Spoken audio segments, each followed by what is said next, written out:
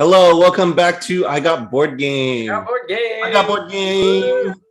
I'm Ben, I'm John.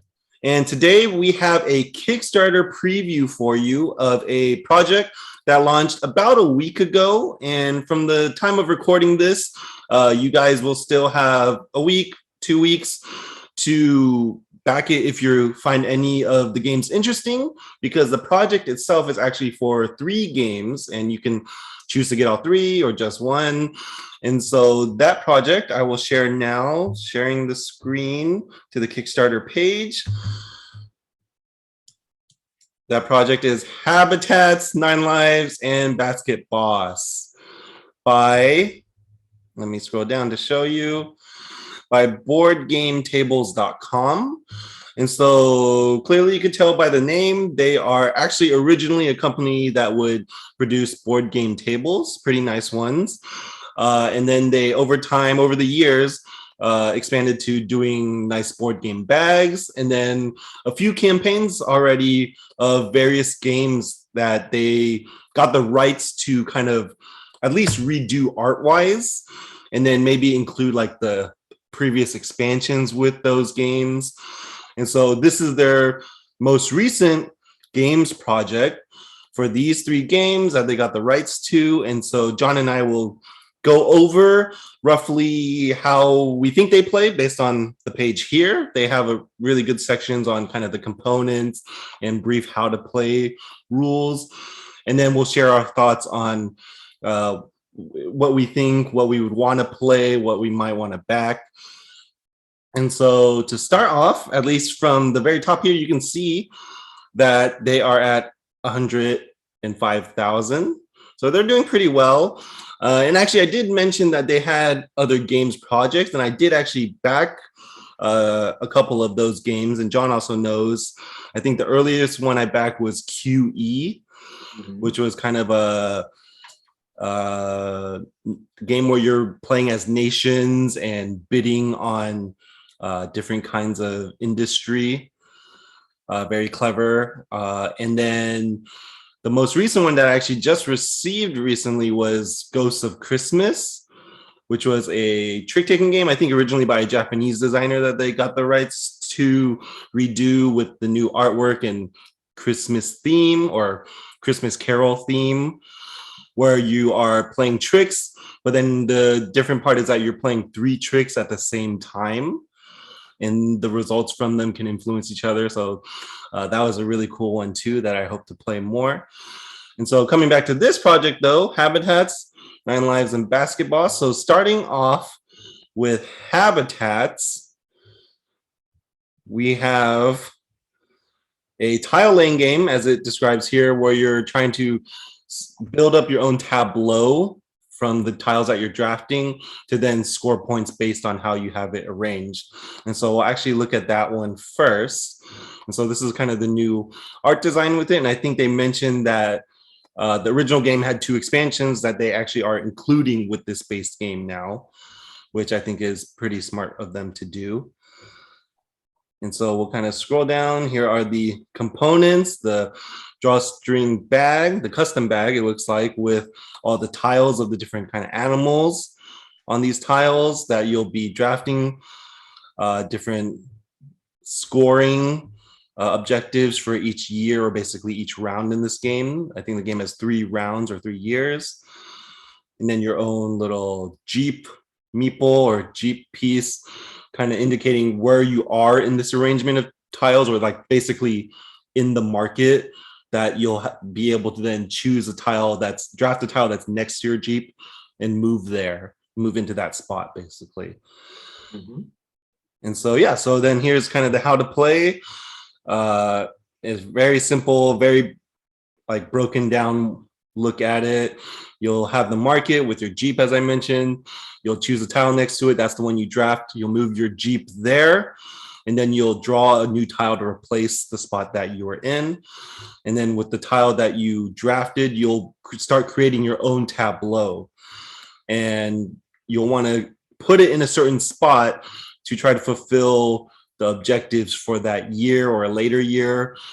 You know, having certain colored tiles next to each other or arranged in a certain pattern. And then I think certain tiles themselves also have objectives that you might want to try to fulfill by the end of the game. Also kind of being like, certain number of yellow tiles and certain number of blue tiles to get the points of that single tile. Mm-hmm. And so, yeah, that looks to be how habitats play. I don't know if you have if you had any initial thoughts on it, John. Yeah, and so with Habitat, I think it's a pretty exciting game if you're into the theme of just animals. If you enjoy animals, I think it has a very vibrant look to it, as you can see on the Kickstarter here. Definitely lots of colors. I think one of the unique things that they have is there's I don't know if it's all unique artwork entirely on every single tile, but I definitely know one of the component upgrades that you can push for is to get the tokens for each of these animals that you're going to be building in your tableau. And I actually do believe that those are unique, or at least they have a wide variety and range of animals. So if you really enjoy this kind of theme, this kind of idea of just having animals, collecting those habitats, it's really great. It's kind of similar to if you've ever played games like Quadropolis or other games in which you're kind of developing and building a tableau that actually is directly connected to, certain patterns or certain scoring. This is very much down that alley with its own unique twists of what you can draft, what you're allowed to pick up, and how you put it together. So definitely looks to be a pretty exciting game. Definitely looks to be a very interesting game. And I think one of the nice things about it too is that it does seem like they have some variation on how you can score points, which is always a great thing where it's not like you're locked into one way of playing, but there seems to be a lot of variation and choice that you can make. Yeah, and the meeple upgrade that you mentioned, all the different animals, like I'm showing here, they do mention 92 meeples. So that's actually a lot. And I think even one of the update emails did mention that like a good number of those are unique. So, it's like maybe a couple copies of certain ones, but a lot of them are going to be unique. And so yeah, that's a component upgrade that you can add on. So that's actually separate from the game, backing the game itself. You'd have to choose that add-on. And so they would basically, those animal meeples would replace the generic flat cardboard tokens that you would put on the tile to indicate that you're scoring it already. You would put the animal meeple on it instead. And so, yeah, and so I think you had mentioned when we discussed this before, that was this the one that you found most interesting? Yeah, I think this one definitely, as I was mentioning, as I was just saying, is I think this one definitely has a lot of interesting variability that it seems like, and kind of in the way that it's a combination of both choosing things from the market of how you're picking up your pieces from the tableau of what you're both building toward with the tiles itself, but then there's also, as we mentioned, there's certain years that you may need to be trying to score to gain some additional or extra points as you're playing through the game. That I think really makes it really seems like this has a lot of variability and a lot of strategy for somebody who's interested in getting a little bit of a deeper and more strategic game. But I also think that you could just play this simply, and I think you could still enjoy this game a lot, even if you're not like a hardcore min-maxer trying to figure out top scores and top strategies. And so the thing I will mention, because John and I kind of agreed that we'd give our final opinion at the very end, right, of which ones we are most interested in or that we'd actually want to play or maybe back. But something I did wanted to say as we're going through these is kind of my initial thoughts that came to mind when I first saw this project regarding the upgraded components. And so in this case, John did mention these are really nice. And this is actually I would think is actually a very kind of quality upgrade. To get that many unique meeples. But I would say functionally, trying to imagine how it would work when you're playing the game, I feel like this upgrade is ultimately not really worth it, because when you're playing, like I mentioned, the purpose of these meeples is to kind of put on the tiles that you're scoring. And so normally you just put these generic cardboard tokens on it, like kind of reward or award looking tokens. And I feel like that's actually more functional because the tokens are generic, right? Because if you have 92 meeples and you're going to take your time to find the exact animal to put on the tile, I feel like that will kind of be more annoying than kind of worth it, you know? So that's just my opinion on this specific upgrade. I think it's nice, but having such a variety kind of might feel like it bogs down your gameplay if you're doing it that way. If you're just gonna grab any meeple and put it on the tile, then sure, that doesn't really matter then. But it looks like, at least from this little graphic, right, they're putting the specific animals onto the tiles. And so, yeah, I feel like that would slow things down. And I agree on that. I think it's this component upgrade really is just a visual and aesthetic upgrade. It's not really a gameplay adjustment, and it doesn't really add any value, as you were mentioning, in that regard. I think the nice aspect of it is at the end of the game, you're actually seeing, with the meeples, you're actually seeing kind of the menagerie of that you're putting together versus the kind of, I think, just awards, like those little award tokens. But at the same time, when we get to the costs later down, it would be up to you to decide, is it really worth spending that much on components? So, so okay, so those are kind of our initial thoughts on Habitats, this tile laying, tile drafting, tableau building game, if that's what you're interested in. And so then going on to the second game that they have in order here is Basketboss. And so I remember getting emails from them before the launch of this project, kind of, just revealing these games that they're going to be putting on Kickstarter. And Basketboss was actually the one that kind of caught my attention the most, even though I'm not a sports person. I think it's because I'm not a sports person that it's kind of like the different theme that I could kind of experience in board game form. And so, yeah, that was the one I was going into, as being like, okay, that's maybe the one out back, without really knowing much about it. And then after learning about it, we'll get into the kind of game it is, right? It's basically an auction game where you're going to be bidding on your teammates. And you can kind of see in the picture up here, or actually, let me scroll down a little more. You can see the components here. You'll have your own team board, and then you'll be, throughout the rounds, you'll be bidding on players to add to your team. And then the players will have a certain skill level that will vary as each season or each round, I'm assuming, goes on, right? I think you'll slide these characters in more, and then they'll be worth even fewer points each round. But then you obviously, and overall, you want to have the most points in a given round to get the trophies.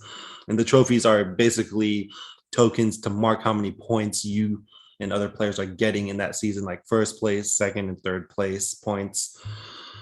And so, yeah, that's essentially how it plays. We'll come back to this component upgrade. But yeah, you can see on this how to play part, you're basically offering contracts or bidding.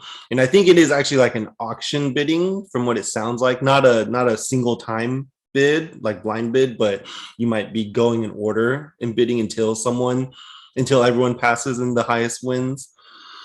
And then, then you compare your points from the members you have already to earn the trophies, which are worth points. You can also hire advisors to give you some kind of special ability. Yeah, your player's age. So that's when their points may change, probably decrease in most cases, but not always. And then, you tally up your points at the end of all the seasons.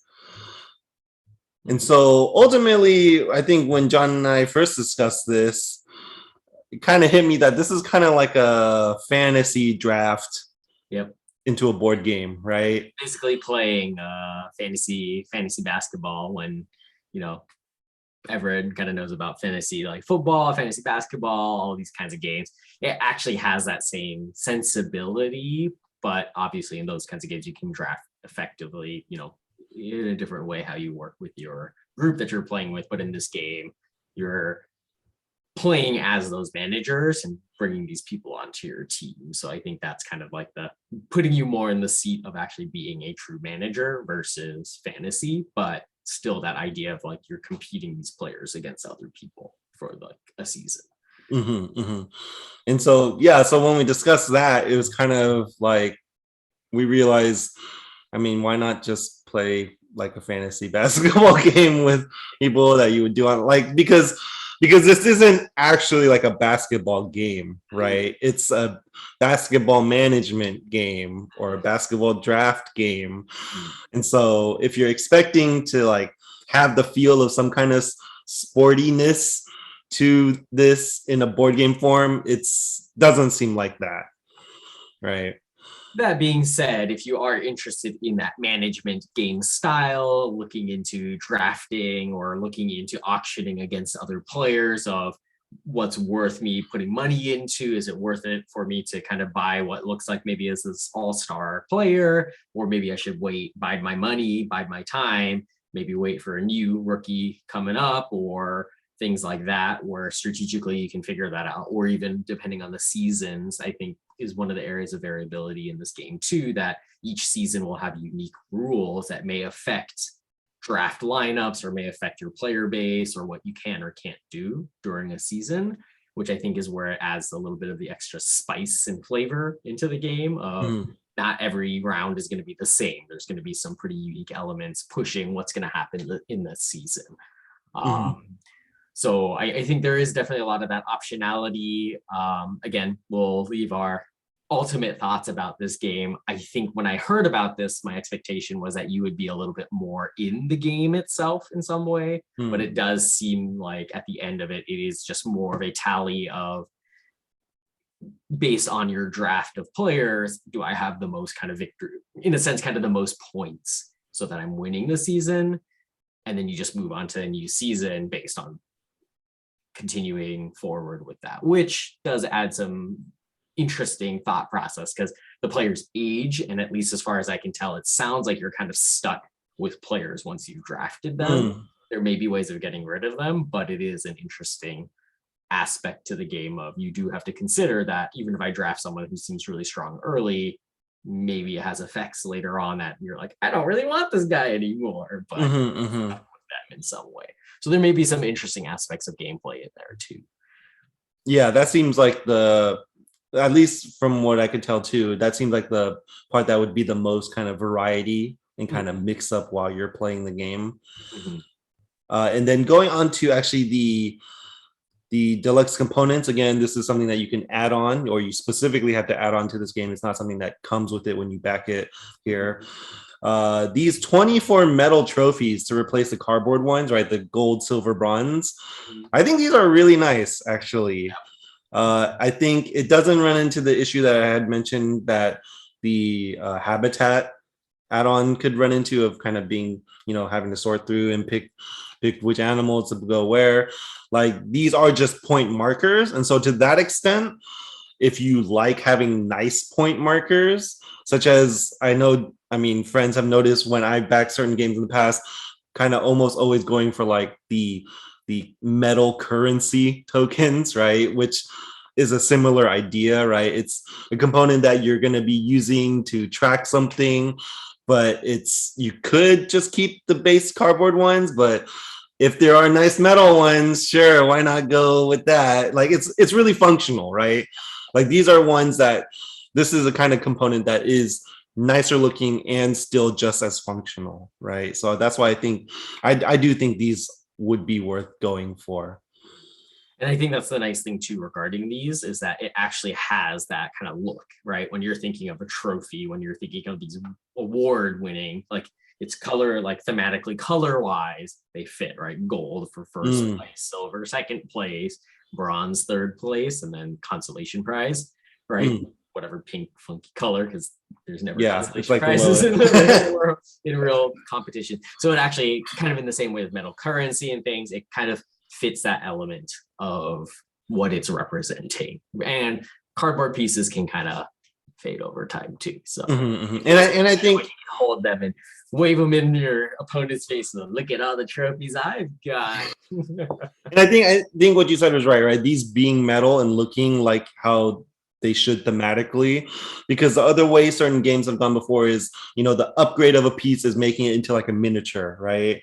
But I think that would be very kind of unfitting for a game like this, right? If the trophies were all just miniatures and kind of gaudy colored because they're plastic, So I think it's good that they went with these metal ones that have this design and shape of how I think the original cardboard pieces already look.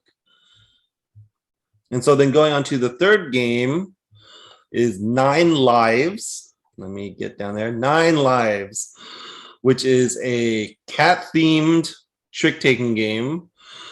And so this was the one that I would say now that I was least interested in when I first heard about these 3 games in this project. But then it ended up being the one that I might be the most interested in, even though I think John might not be. And I think I totally understand his reasons, I think, because of how much we've been getting into these modern trick taking games and how this 9 Lives, as you'll see when we go over the rules, doesn't sound like it mixes things up enough compared to other games we've played recently or learned about recently. But I still find some of the things pretty interesting. Just kind of imagining how it would play out, because trick taking is still kind of new to me.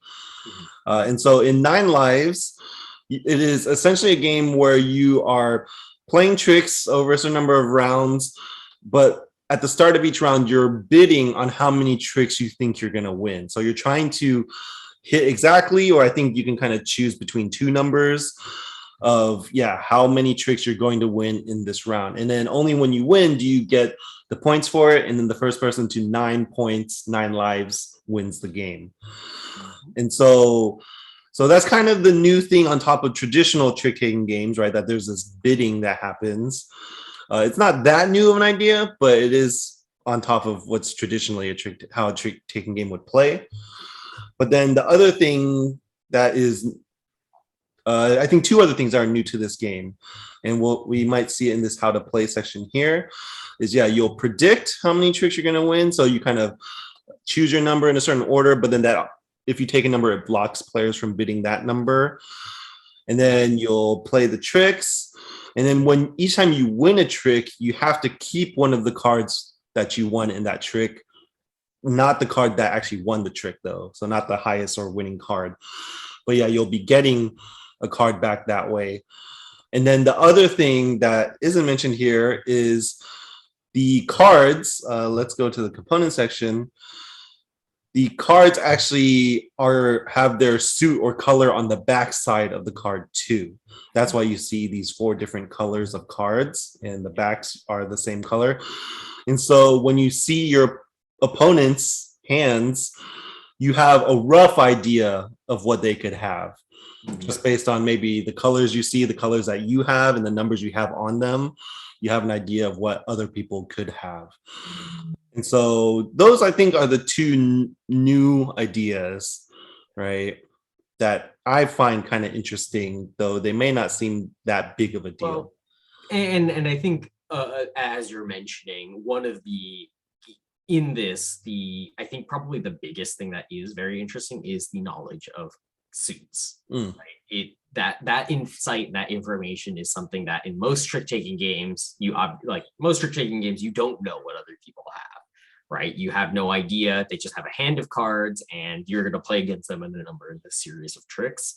So I think the open information and the knowledge of everybody kind of knowing suits that people have does actually add a lot of variability, or not variability, a lot of insights that one can make, because typically when you're playing a trick taking game, you only focus on your own hand of what suits that you have, and then you kind of deduce based on how people play maybe what suits they might have or how they might be interacting. But this way, you know exactly what suits they have, which is actually a huge amount of information, especially in this kind of game that does have trump suits that can win hands or not win hands, depending on if you don't have any of those trick suits. So it does add a very interesting aspect of it. And I think as you were mentioning, the other thing that does make this pretty interesting as a game is that when you're predicting the tricks, you actually have to predict the exact amount, where we've been at the top of this video mentioned the Ghost of Christmas, which is also a trick-taking game,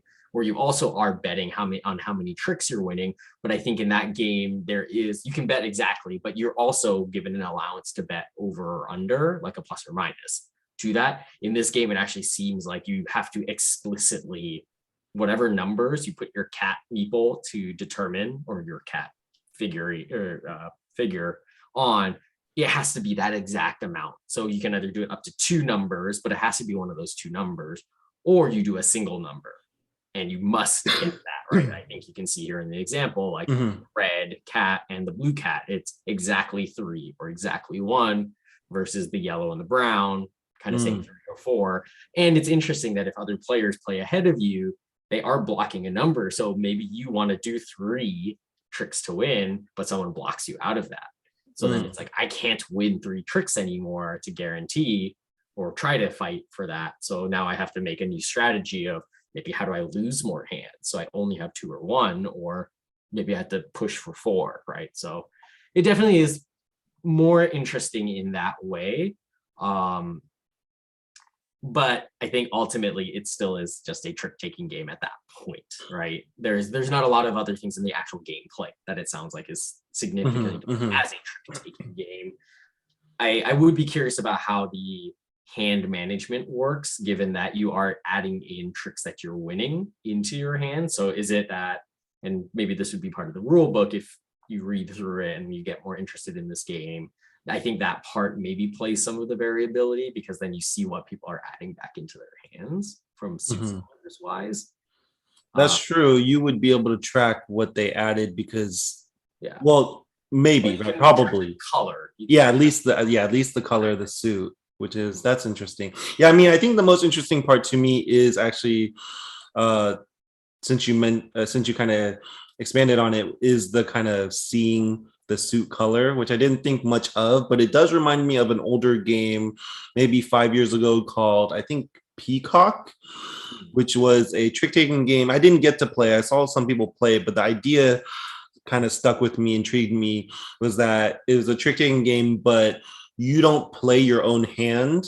You have your hand showing to your opponents, and there's a certain way that they'll play the cards from your hand for the trick. And so in that one, you know exactly what all your opponents have, but you don't know what you have. And so this is obviously not to that extent, but I think that does change up how you might need to plan things out. I think what you mentioned about the keeping a card from the trick that you won, that's kind of the part that I don't think I'll necessarily like that change, just because I think part of what kind of keeps me interested in trick-taking games is how clean it feels, right? Where everyone's has the same number of cards, they all play 1 card for the trick, and we all kind of count down our hand size at the same rate. And so it's just very clean that way, where then kind of one person may be having another card or 2 more than other players. It's interesting that it gives them more options, but I think it kind of takes away from, how clean it is, and maybe how you'll need to track when the round ends. And I think, then going to the main thing that we mentioned first, the bidding, which is actually a big part of this trick-taking game. From my small experience with Ghost of Christmas, the other game that had bidding that John mentioned, I feel like that adding bidding to a trick-taking game actually might make it more punishing or harder to introduce to people. Like you'd probably only play these kind of bidding trick-taking games with people who are actually accustomed to trick-taking games already, or else that big part of the game, they'll not have a good idea of how to approach it, right? They'll just kind of bid blindly and hope it works out, right? When they don't really know how to make it work out, since they're not as familiar with trick-taking games already. So yeah, those are kind of my thoughts on those 3 parts that are unique to this trick-taking game. And then going on to the deluxe components for this one is 4 cat meeples. Cats. Which, again, similar to Basketboss, right? This is like a score tracker, right? So to that extent, I think it's pretty much the same idea, right? I think it'd be worth it if you just want like the nicer component that is just as functional as the typical one, because they are the same designs, just made into thicker wooden pieces. So at least I think these would be worth it if you're interested in this game. Yeah, and just to clarify, these aren't the actual score trackers. These are the bid. Oh yeah, the bidding trackers. You're right. You're right. The bid marker, which Yeah, is, I yeah. mean, it is nice to have a thicker piece. I think it is just more of a visual. Do you like, or like a visual in the handle feel? Do you like a heavier piece or like a thicker kind of Mm-hmm. piece to move around? Because the artwork is effectively the same between that and the Yeah. cardboard pieces. So more of like that's what you're getting for this, which again it's actually and I think when we get to the cost, this one is actually a very cheap upgrade. Yeah, I think this is like the most like yeah, so worth functionally and worth it for a bang for your buck for the Yeah. game, for each game. This is probably the one that's worth the money the most in that sense. But again, it really is, it functionally does the exact same thing. It basically just blocks a section to denote what you do. So but it is nice, like in the same case as Basketboss, right, that these designs are exactly the same, right? So they didn't convert it to like, oh, now it's like for the exact same cat figure, but we just colored it differently, right? Yeah, or they it's actually not have like their different shapes and such, like a figurine, as we were kind of mentioning, that they tried to kind of like resculpt into that way, and it maybe doesn't look as nice or something like that. So. And so, yeah, actually, I guess we can go on to the pricing of those add-ons specifically, or actually, you can see the component upgrade. So habitats for the 92, so yeah, 76 unique animals. So that is actually a lot, which then makes me feel like my point about having to search through to find the right animal would be even more annoying. Yeah. But $30, so that's like 30 cents an animal. Yep. You have Basketboss, the medal trophy, so 24 of those for $15. That's pretty pricey, but they are metal. Yeah, that is they're metal pricey. and they're also technically embossed a little bit because they have the numbers in it. Right? Yeah. It's not even just a clean like one design. They had to etch it, which is also probably why it costs a little bit more. And then 9 lives, the 4 cats for $5. Yeah. Which is, I guess, I mean, in that case, those cats are actually more expensive, I think. $1.25 per cat. Yeah, that's quite a bit, but it's also just a total of $5. Yes. So that's an interesting kind of decision for you to weigh. Or you buy all 3 of them for $35 if you're even buying all 3 games. Yeah, if you're buying all 3 games. So yeah, because then I think going on to the game, the pledge tiers themselves, just to give you an idea, if you back just 9 lives, that's the cheapest one for $19. Habitats and Basketboss are both $39 each. So yeah, 9 lives. I mean, I guess we can get into, the other pledge levels are the combos. You can get all 3 games for $89, or all 3 games with all the components for $124.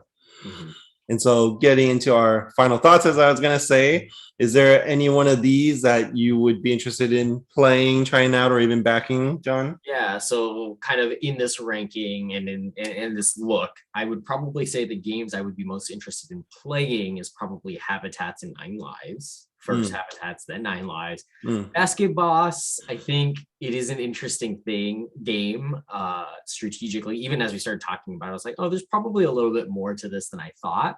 Yet at the same time, I think it's partly theme. I'm not a huge basketball person myself in general. Like I enjoy basketball games, but I'm not like super into the theme. And then being more of a manager style, it doesn't really kind of capture my attention as much as these other 2 games, at least from a thematic standpoint, do. Although I will say 9 Lives is a little bit,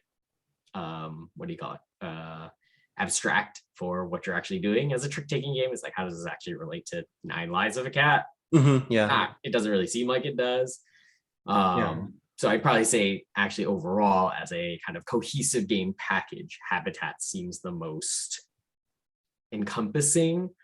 But then from a gameplay standpoint, I am very interested in the 9 Lives game overall. But then as we were talking about with components wise, the only components that I honestly think are worth it is probably the 9 Lives game. If you're looking at the price, like Habitats, if we looked at just the base, buying the components for the game alone, it's almost buying the game again.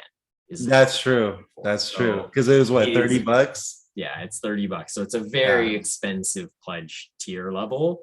So whether you really want that or not, I would say you got to kind of know you're coming into it with that, or maybe you'd even consider wanting to use those meeples in other games or other ways, maybe.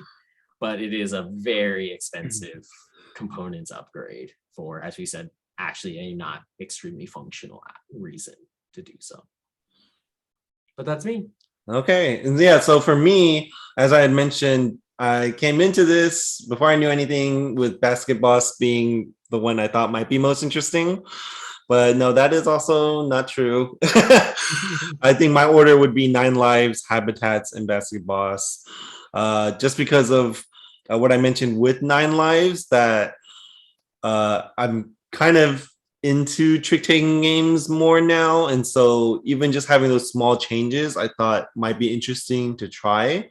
But I would kind of imagine that it might not feel that different from a game like Ghost of Christmas that I mentioned, which was also by this company. So yeah, at best 9 Lives, but I don't know if I would really be missing out if I don't try it. And then I would say Habitats, because I think what I didn't mention before is Habitat, like you mentioned Quadropolis. And I feel like, yeah, I already have a game that's like this. And then I have a different Kickstarter called Wild Serengeti, which is kind of this theme, and also kind of a different arranging animals in a different position to get points. And I think that one is much nicer looking, like a bigger production. So that's why I ultimately wasn't that interested in Habitats. And in Basketboss, I didn't mention this actually earlier either, but some of the variety we mentioned that would be in the game, I don't think it would be as much variety as I would want or that I would like. For example, it does mention there are agents you can recruit to give you like a special ability at the end of each, I think, season or each year. But then I think in the components, it just says there's 6 agents in the components. I'm like, that's not a lot of variety then, like a lot of player powers to get throughout the game. And then the other thing is that the idea of your players aging and maybe getting better or getting worse, like I feel like I had mentioned that could be a exciting mix up during the game, but I don't think I would like that feeling of having to play around that, because what comes to mind for me is like viticulture, which we reviewed on this channel and I love a lot, where that one very thematically was, your grapes or your wines age. So it's going to get better each year, and you're kind of then planning around when do I actually use them or sell them, right? And so I feel like that's more rewarding for players when you put in the work and then it's going to get better. You just kind of have to wait for the right time. Where then in this one, you're putting in the work and then hoping the player gets worse, it doesn't hurt too much, or that it gets better at the right time compared to other players. I don't know. I just don't feel like that would feel that rewarding, especially since you're going through the rounds and just watching it happen. Yeah. So I think that's being a manager game, that feeling of waiting, right? It's less agency specifically, right? You're kind of all the agency is in the buying. But then after that, it's just like what happens. You're not really interacting with other people at that point in time. Mm-hmm. So it really all becomes just the auction bid, and then you just kind of compare. How did that happen? That's kind of how I imagine it. Mm-hmm. And then lastly, just kind of looking at the prices here, $39 is kind of a bit. I think Board Game Tables, their production is good, so I can kind of understand why they have that slightly higher price point. But I would say that is also kind of a medium to big box board game regularly, like in retail. And these are not going to be big box games, right? So I think price-wise, I just wouldn't also be as interested in Habitats or Basketboss compared to 9 Lives. $19 is actually very reasonable for most board games anyway. Mm-hmm. So yeah, so that would be my ranking for these games. Mm-hmm. And so if any of you are interested in these, like we mentioned, you still have time to come check out. The rule books are actually here too, I believe, on this page that you can just kind of download and look at. and you can back anyone that you want with any of the deluxe components. But if you found this video interesting, helpful, hope you'll consider subscribing to this channel, following us on Instagram at I Got Board Game, and yeah, just sharing this video with people you play board games with, friends, family. And until next time, we'll see you then. Bye. Bye.